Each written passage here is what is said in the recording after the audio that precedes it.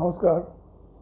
বৈদিক জ্যোতিষশাস্ত্র অনুসারে আমাদের জন্মকুণ্ডলিতে যে 12টা ঘর বা 12টা রাশি আছে, তো সেই 12টা ঘরের মধ্যে যদি আমরা দেখি যে লগ্ন থেকে নবম যে ঘর, লগ্ন, দ্বিতীয় ঘর, তৃতীয় ঘর, চতুর্থ ঘর, পঞ্চম ঘর, ষষ্ঠ, সপ্তম, অষ্টম, নবম, এই 9টা ঘরের ওপরে কিন্তু আমাদের নিজের কোনো হাত নেই। এটা আমরা আমাদের জন্ম সময় এই 9টা ঘরে কি ঘটবে সেটা নিয়েই কিন্তু আমরা জন্মেছি। কিন্তু বাকি যে 3টে ঘর রয়েছে, দশম ঘর, একাদশ ঘর এবং দ্বাদশ ঘর। দশম ঘর হচ্ছে কর্মভাব, একাদশ ঘর হচ্ছে আয় রোজগার সেই ঘর, আর দ্বাদশ ঘর হচ্ছে ব্যয়, আমি কেমন খরচ খরচা করব সেই ঘর। এই 3টে ঘর কিন্তু আমাদের হাতের ওপরে আছে। তো এই 3টে ঘরের ওপরে ভিত্তি করে বাকি 9টা ঘরের রেজাল্ট বা বাকি 9টা ঘর কেমন কর্ম আমাকে দেবে, আমার ভাগ্য কেমনভাবে আমাকে সহায়তা করবে, এই 3টে ঘর, যে 3টে ঘর আমাদের হাতে রয়েছে তার ওপরে কিন্তু নির্ভর করে কিন্তু এটা হয়। কারণ কি, আমাদের নিজেদের বুদ্ধি, নিজেদের কর্মদক্ষতা এবং নিজেদের যে খরচ খরচা সেটা সঠিকভাবে করব কিনা, এইগুলো যদি ঠিকভাবে বিচার করা হয় তাহলে এই 3টি ঘরের সাপেক্ষে বাকি ঘরগুলো কিন্তু শক্তিশালী হয়ে ওঠে, বেশি শুভ ফলদায়ক হয়ে ওঠে। তো সেই কারণে আজকে আমাদের আলোচনার বিষয় হচ্ছে এই দশম ঘর বা কর্মঘর বা কর্মপতি যে ঘরের মালিক। এখন এই দশম ঘরের তাৎপর্য, এই দশম ঘরের তাৎপর্যপূর্ণ গ্রহ হলো শনি, বুধ, বৃহস্পতি, রবি। তাই দশম ঘরের বিচার করতে গেলে বুধ, বৃহস্পতি, শনি, রবি কোথায় রয়েছে, কেমন অবস্থানে রয়েছে, কতটা বলশালী, সেইটা কিন্তু দেখা ভীষণ দরকার। কারণ তার উপরে ভিত্তি করে কিন্তু দশম ঘর কাজ করবে। আমাদের কেরিয়ার, স্ট্যাটাস, আয় উন্নতি, জীবনে পরিবর্তন, নাম যশ খ্যাতি, সামাজিক যে মান মর্যাদা, সামাজিক যে সম্মান বৃদ্ধি, ধন সম্পদ, কতটা ধন আমি রোজগার করব, কতটা ধন সম্পদের আমি মালিক হব, কত টাকার আমি মালিক হব, কোথায় থেকে সেই ধন পাওয়া যাবে, কিভাবে সেই ধন আমি আর্নিং করব, এই সব কিছুর কিন্তু ধারণা এই দশম ঘর থেকেই কিন্তু পাওয়া যায়। তাই এই দশম ঘর হলো কর্মক্ষেত্র বা কেরিয়ার। এখন দশম ঘর যদি শক্তিশালী হয় তাহলে ব্যক্তিগত সকল কাজ, যে কাজেই আপনি হাত দেন না কেন সেই কাজই সফল হবে, সেই কাজই সঠিকভাবে সঠিক সময়ে সেই কাজ সম্পন্ন হবে এবং সেই সফলতার যে ফল, যে মূল্য, সেটা আপনি পাবেন। এখন এই দশম ঘরে যদি রবি, বুধ, শনি, বৃহস্পতি সবই থাকে তাহলে কি দশম ঘর খুব শক্তিশালী হয়ে যাবে? বা দশম ঘরে যদি কোনো গ্রহ না থাকে তাহলে কি দশম ঘর ভীষণ দুর্বল হয়ে যাবে? কিন্তু না, আগে দেখতে হবে যে দশম ঘরের যে অধিপতি তিনি কোথায় আছেন, তিনি কতটা বলশালী, তার উপরে কোন কোন শুভ গ্রহের দৃষ্টি পড়েছে, বা তিনি কোনো ম্যালিফিক প্ল্যানেট দ্বারা আক্রান্ত কিনা। তাই দশম ঘরের বিচার করতে গেলে রবি, বুধ, বৃহস্পতি, শনি, সেই সাথে দশম ঘরের যে অধিপতি সেই গ্রহরও বলাবল, এইগুলো সবগুলো বিচার করে তখন সঠিকভাবে দশম ঘরের বিচার কিন্তু হয়। এখন আগে আমাকে দেখতে হবে যে কেন্দ্র কি, লগ্ন, চতুর্থ, সপ্তম এবং দশম, এই 4টে ঘরকে বলা হয় কেন্দ্রস্থান বা বদ্ধমুটি কেউ বলেন। তো এটা কি, কারণ কি দেখুন, যখন আমরা মাতৃ জঠরে থাকি তখন আমাদের হাত মুঠি হয়ে থাকে, কিন্তু যখন আমরা জন্মগ্রহণ করি সঙ্গে সঙ্গে আমাদের হাত কিন্তু খুলে যায়।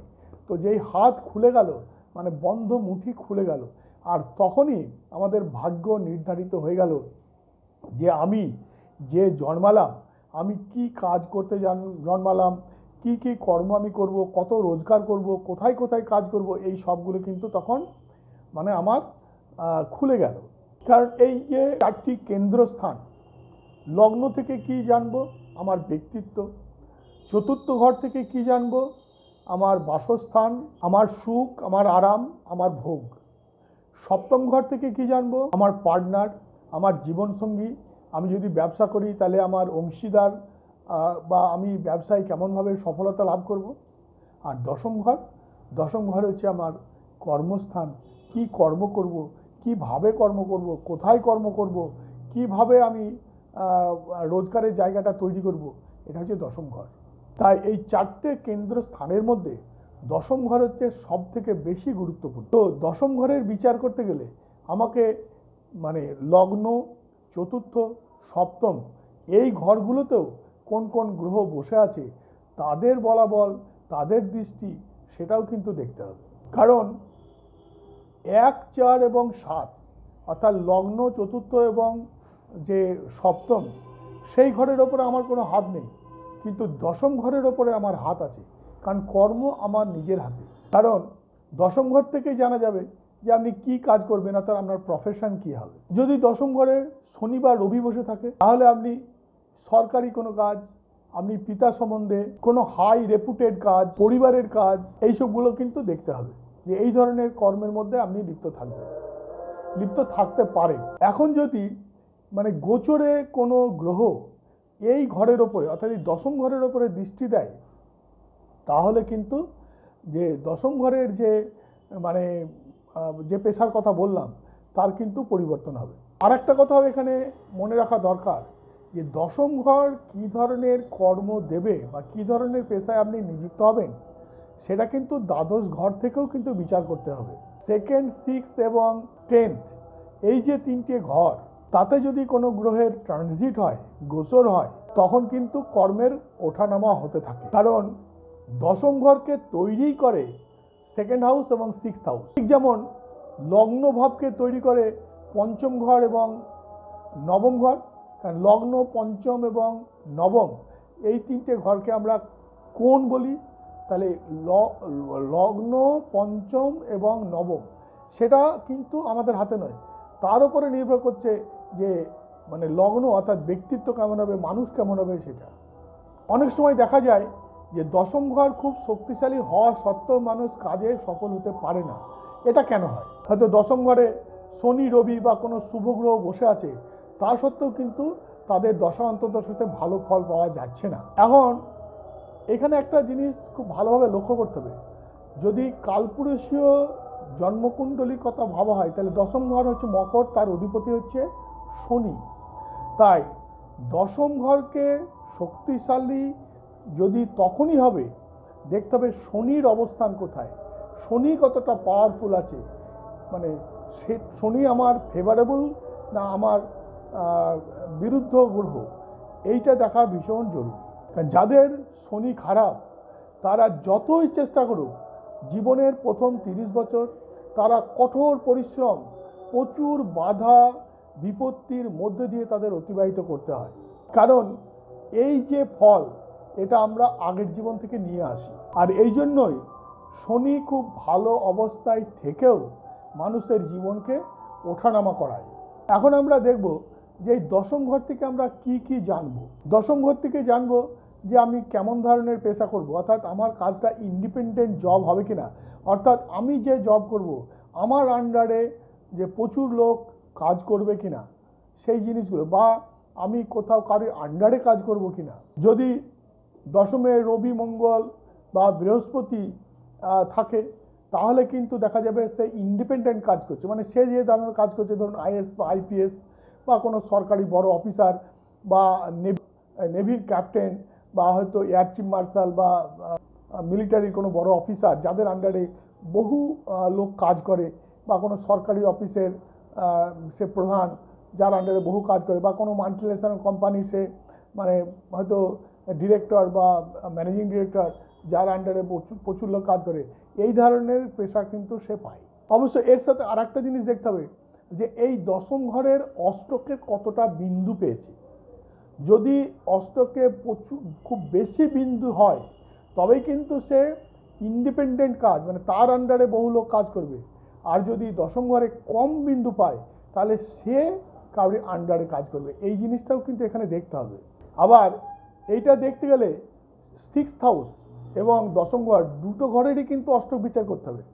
যে যদি দেখা যায় যে সিক্সথ হাউসের অষ্টক বেশি, দশম হাউসের অষ্টক কম, সেক্ষেত্রে কিন্তু দেখা যাবে তার উল্টো ফল হবে, অর্থাৎ সে কারো আন্ডারে কাজ করবে। আর যদি সিক্সথ হাউসের অষ্টক বিন্দু কম হয় আর দশম ঘরের অষ্টক বিন্দু বেশি হয় তাহলে সে ইন্ডিপেন্ডেন্ট কাজ করবে, তার অধীনে বহু লোক কাজ করবে। এখানে আরও একটা জিনিস দেখতে হবে, দশম ঘর কিন্তু নাইন্থ হাউসের পরে। নাইন্থ হাউস আমাদের কী দেয়? জ্ঞান, বুদ্ধি, ধর্ম। অর্থাৎ নাইন্থ হাউস আমার ভাগ্য, মানে আমি কোন কাজ পাবো, আমার কোন কাজ করা উচিত কি অনুচিত সেই জ্ঞান, এটা কিন্তু নাইন্থ হাউস থেকে পাচ্ছি। সেটা আমাকে থার্ড হাউস দেখতে হবে, কারণ থার্ড হাউস থেকে ইন্টারভিউ, মার্কেটিং এবং কম্পিটিশন এই ব্যাপারগুলো কিন্তু দেখা হয়। তাহলে কাজের সাথে কিন্তু এই জিনিসগুলো জড়িত। তাহলে থার্ড হাউসের বলবল, থার্ড হাউসে কোন গ্রহ আছে সেটাও কিন্তু রিলেটেড। মানে 10th হাউসকে দেখতে গেলে থার্ড হাউসকেও কিন্তু দেখতে হবে। কারণ যদি থার্ড হাউসে বুধ বা চন্দ্র থাকে তাহলে কিন্তু তাকে পরাক্রম দেবে না, সে তার মেন্টালিটি কেমন হবে, আজ আমি যা পেয়েছি তাতেই খুশি। কিন্তু যদি থার্ড হাউসে রবি মঙ্গল থাকে তাহলে কিন্তু সে পরাক্রমী হবে, সে কিন্তু তার সবসময় তার টেন্ডেন্সি থাকবে আরও বড় হওয়া, আরও ওপরে ওঠা। আবার এই 10th হাউস থেকে পিতারও বিচার করা হয়, কারণ চতুর্থ ঘর থেকে মায়ের যদি বিচার করা হয়, চতুর্থের মানে উল্টো, অর্থাৎ 7th হাউস হচ্ছে দশম ঘর, তাহলে সেখান থেকে পিতার বিচার করা হয়। অর্থাৎ আপনার দশম ঘর থেকে আপনার পিতার রোজগার, আপনার পিতার পজিশন, আপনার পিতার ব্যক্তিত্ব, এইগুলোও কিন্তু জানা যাবে। অর্থাৎ আপনি কেমনভাবে বড় হয়েছেন, আপনি মানে কোন পরিবেশে, মানে কতটা সাচ্ছল্যের মধ্যে আপনার পিতা আপনাকে রেখেছে, সেই সব ধারণা কিন্তু এই দশম ঘর থেকেই পাওয়া যায়। আবার আপনার সাথে পিতার মনের মিল কতটা, অর্থাৎ মানসিকভাবে আপনাদের মিল আছে কিনা বা কোনো মতভেদ আছে কিনা, তার ধারণাও কিন্তু এই 10th হাউস থেকেই কিন্তু বিচার করা হয়ে থাকে। যদি দশমপতি ঠিক থাকে, ভালো থাকে, তাহলে পিতার সাথে তার মানে ভালো সম্পর্ক থাকে, মিল থাকে, পিতার খুব স্নেহধন্য সে হয়। আগেই বলেছি যে কালপুরুষীয় যে কুণ্ডলী, তাতে দশম ঘর হচ্ছে শনির ঘর, আর শনি হচ্ছে নৈসর্গিক কর্মপতি। তাই আপনার ঘরে বা আপনার কুণ্ডলিতে শনি যে ঘরে বসে থাকবে, শনি যে ধরনের বল তার মধ্যে থাকবে, তা থেকেই আপনি আপনার কর্ম, রোজগার, আপনার সফলতা, ব্যর্থতা, সেই সব ধারণাগুলো পাওয়া যায়।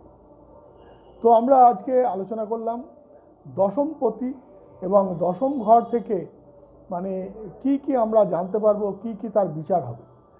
তো যারা আমার অনুষ্ঠান প্রথম দেখছেন তারা আমাকে অবশ্যই সাবস্ক্রাইব করবেন, যাতে প্রতিদিন প্রত্যেকটা অনুষ্ঠান তারা সবার আগে পেয়ে যান। আর যাদের আমার অনুষ্ঠান ভালো লাগবে তারা নিশ্চয়ই আমাকে লাইক করবেন।